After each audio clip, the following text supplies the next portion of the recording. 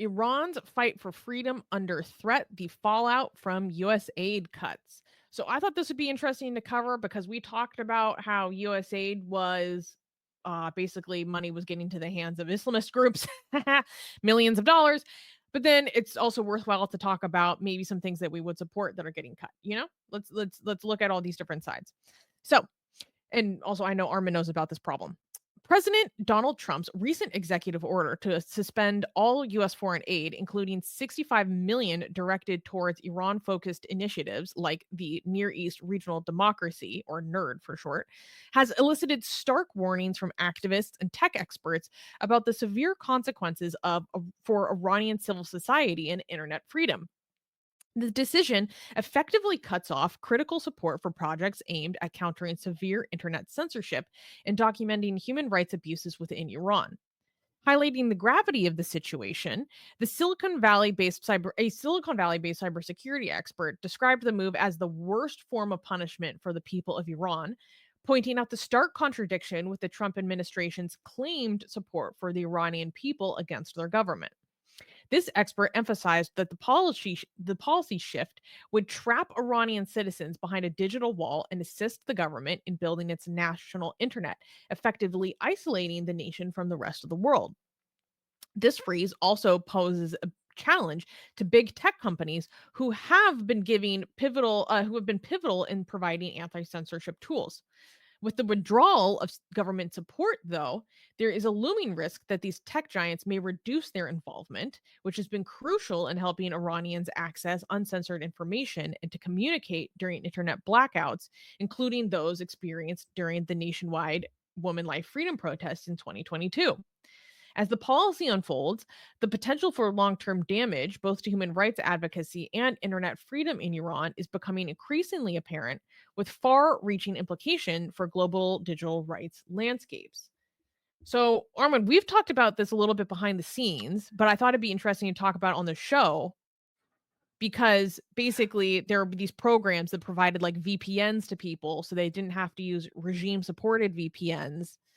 Um, Okay, and I don't know yeah, if you give your yeah. background. Okay, first of all, I don't know most people these VPNs that these people are talking about. Most Iranians that I talk to, they don't use these VPNs. They use other VPNs to be able to get around the filters. A lot of these programs, a lot of Iranians who are now learning about them being caught, a lot of Iranians are saying like, we didn't even know these services or these programs existed. We didn't use them. I don't know. I think maybe they're exaggerating how big of a deal this is going to be.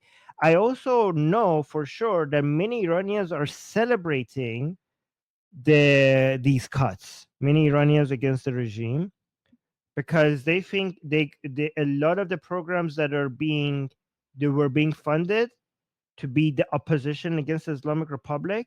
A lot of Iranians were like, these are leftist people who, instead of actually fighting, who their main expertise was raising fund for their own programs and making themselves rich, and that they saw no benefit from their work to the Iranian people. And a lot of the leftists who managed to gain a lot of money from these programs were actually fighting the main hope that Iranians have in creating an opposition against the Islamic Republic, which is an opposition surrounding Reza Pahlavi, Prince Reza Pahlavi. And a lot of these people who were raising money from United States to make themselves the actual opposition were actually aggressively taking positions against anything associated with Reza Pahlavi. And so a lot of Iranians, again, not unanimously, right? But a lot of Iranians are celebrating these.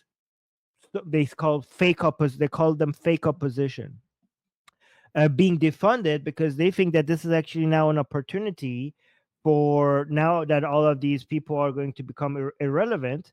There's going to be the main opposition, which is the Reza Pahlavi opposition, will be able to come and fill that vacuum. And this is actually a great opportunity for us. Many Iranians are actually welcoming this.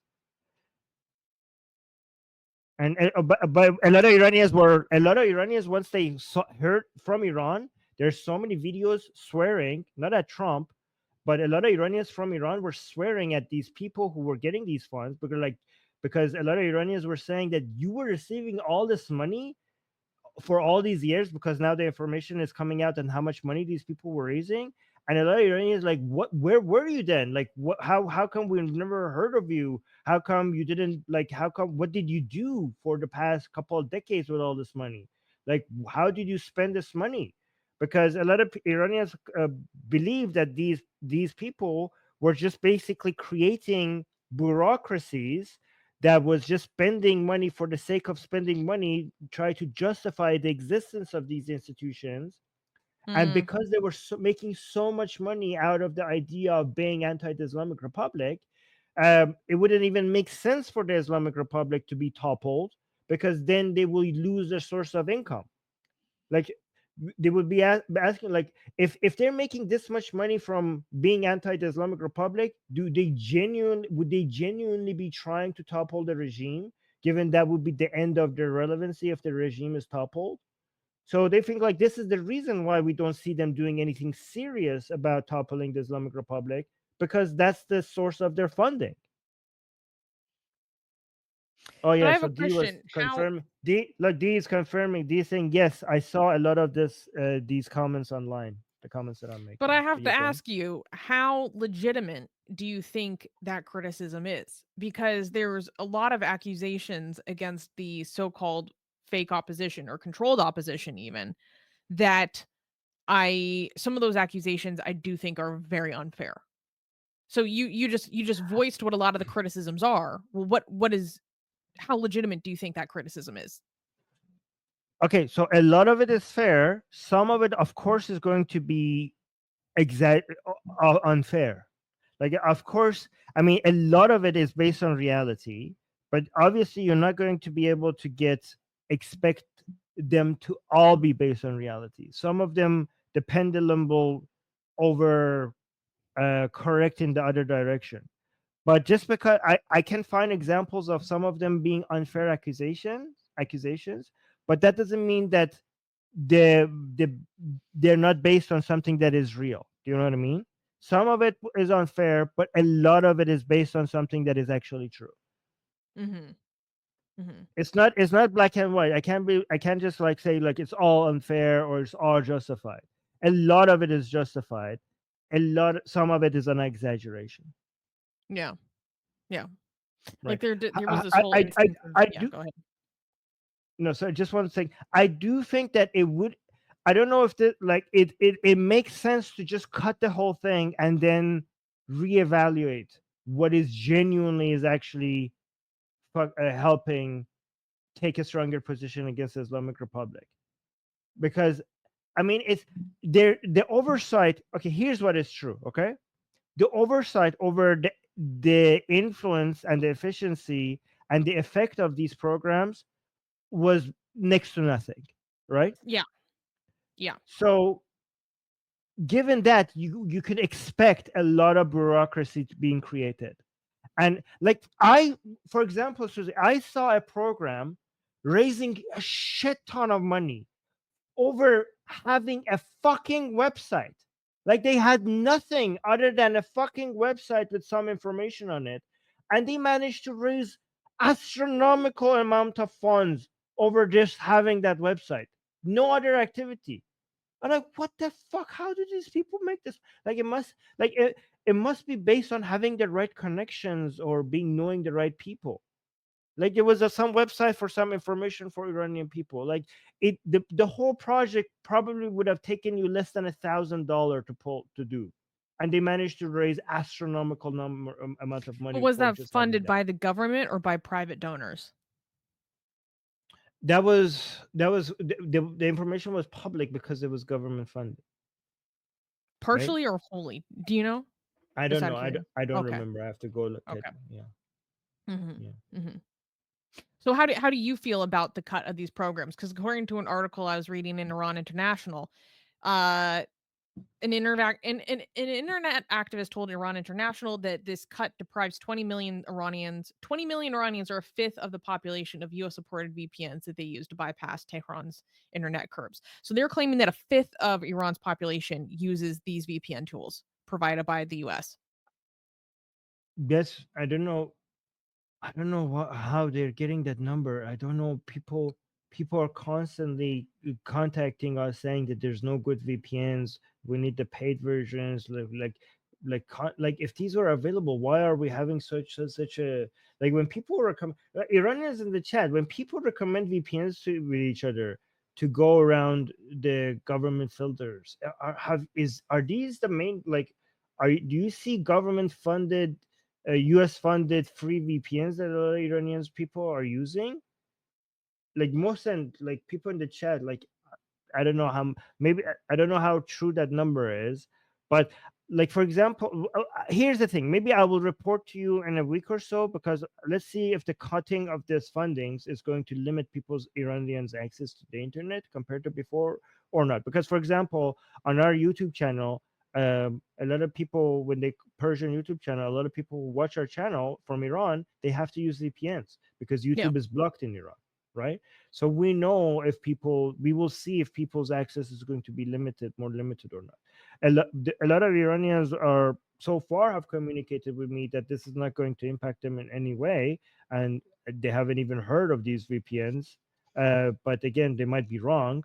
So we have to let's revisit this after a week or two, see what happens. I will probably have a better information than right now.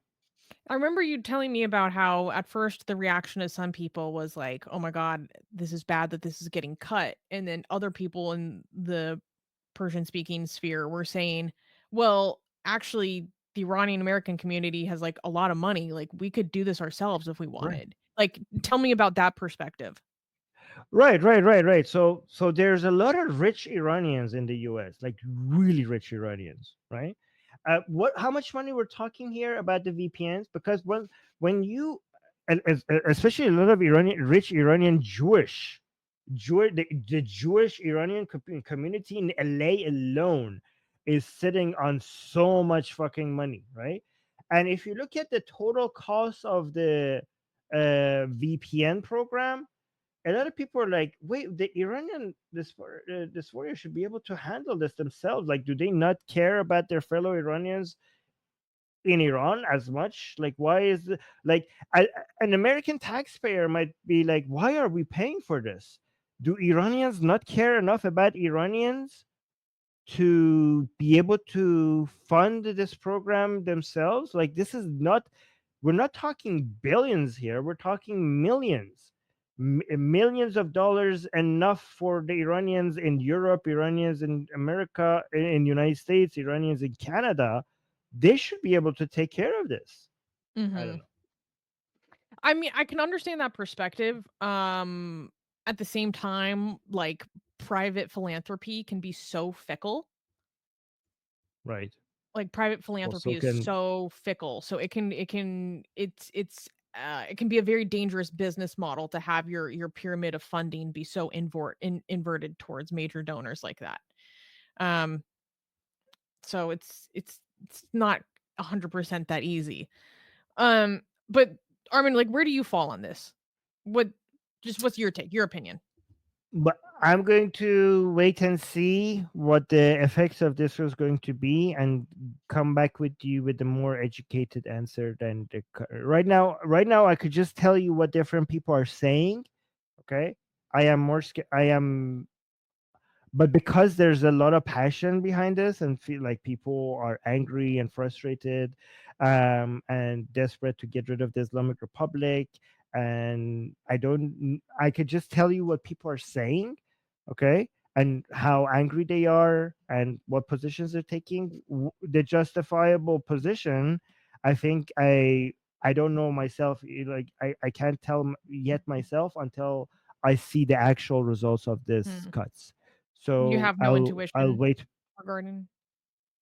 My intuition is a lot of the anger of these programs is justified, but they might be throwing out the baby out with the bathwater, right?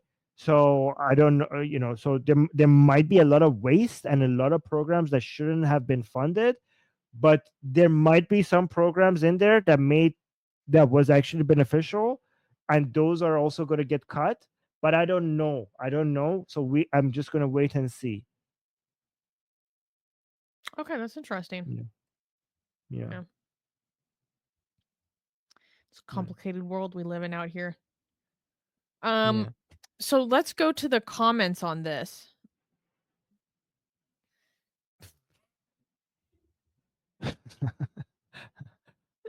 Wait, so scroll up so we can see what they're reacting to real quick. So this person is saying like, "Oh, Trump cut off funding to USAID, which funds Iranian opposition channels, all this stuff." Um, and saying that like 3 opposition orgs are, you know, have been defunded, and then this person replies that they're all just imperialist feminists that are now unemployed. So you can see, like, there are a lot of people associate these programs with. So here's another thing that actually is true. Like, let's just let this a lot of these people who are in charge of these programs seem to be more interested in spreading a woke ideology among Iranians more than actually doing something that will topple the regime. A lot Mm, of these programs were interested in that. Yeah, but let's do. What is this? I think What the is this person one? is like kind of pro-regime. I'm not 100% Oh, sure. this is Saying the the pro. Iranian opposition who advocated for Trump so that he would overthrow the Mullah regime, only for him to shut down USAID and cut their funding instead. And he's like laughing at them. Okay, I guess. And then this person is saying USAID will come back. US has not abandoned their policy to topple other governments. They never will. It's just a personnel issue. I Citing mean, like both of his these people are wrong. The pro Trump Iranians are not. Most of them are not interested in these programs because they associate these programs with being leftist programs. So this pro regime guy that's is wrong, true. but this guy is also wrong because the United States right now is not at all interested in toppling regimes, especially Trump. If Trump is when it comes to even if Trump attacks the Islamic Republic, the main thing is he's interested in is trying to denuclearize the Islamic Republic without changing the regime. That's what Trump seems to be. I mean, his actions might actually lead to a regime change. We don't know, but that's what he's interested in. So this guy is also wrong. No, no, no, Armin, you're wrong. He wants to overthrow the Canadian regime. Oh yes, he does. He is interested in doing that. Yes. Yeah. He's not interested. He's more interested in toppling the Canadian regime. You're correct. Well, not actually. Technically, no, because the Canadian regime could stay in place as the governing body of the 51st US. state. Yeah. Yes. You know So. Yeah. I just wanna say, my Canadian friend Armin, I respect your sovereignty, and, please don't touch our Yes. White House again. That's- oh my god. Okay. And What is then this? Oh. yeah, this person is highlighting the news again, and this person is saying, "Fantastic, America should mind its own business." So again, more of a isolationist, I mean, anti-interventionist America. perspective. So, America just bombed the Houthis. By the way, guys, should I do it? So I was saying America should mind its own business, and I welcome that. By the way, so Trump just bombed the Houthis just now, just hours ago, right? So, should I do a stream on that? Maybe I should do. Oh yeah, Amir said yes, do a stream on it, please. Yeah, maybe that should be our next stream. So America shouldn't just mind its own business. I mean, American welfare relies Americans' well-being relies on America providing stability and order all around the world. So I don't know. A lot of Yeah. Americans still don't understand this. Oh, I think people a are lot of saying people yes. don't Okay. realize that if you want to be a global superpower, maybe they don't want to be a global superpower, but if you do, in many ways, you gotta pay for it. in one way or another. I mean, I mean, even if you don't want to be a global superpower, then you need to provide something to replace it before you stop being a superpower. We don't have like another alternative in maintaining the global order that everybody, including Americans, are benefiting from. So America doesn't have it, like, needs to remain being a superpower, because there's nobody else that could fill in that gap. Yeah, Anyways, we need to especially when you're end also the pissing stream. off your immediate neighbors. Like, it's one thing if you want to step Yes. back from globalization, but then if you're also pissing off the people that you would do nearshoring with, it doesn't sound like a good idea. I don't know. Oh wow, Heavy Critical saying yes, yes. I've spent the past week learning how NATO works. Interesting. All right, guys, don't forget to like the stream. I'm gonna end the stream right now, but you do not go away unless you're driving. Unless you're driving, or if you have your hands full, then that's okay. I'll forgive you for not liking the stream right now, but come back later and like the stream once you can do that. But everyone else, please like the stream right now. Subscribe if you're new here. Hit the bell notification. Leave a comment. Thank Dee and Susie for making this show And Kenny, possible. The and Kenny, yes, Kenny, thank you so much, Kenny. Kenny, Dee, and Susie, thank you so much for making this stream possible. You're all amazing. And thank you for all the super chats, and consider becoming a member if you're in a financially secure position to support this channel. Do you know who makes the most amazing, gorgeous, and other adjectives that I can't use here on YouTube, blasphemous art ever? We do. And for some reason, we are giving it away for free. Download them now using the link in the description before we change our mind.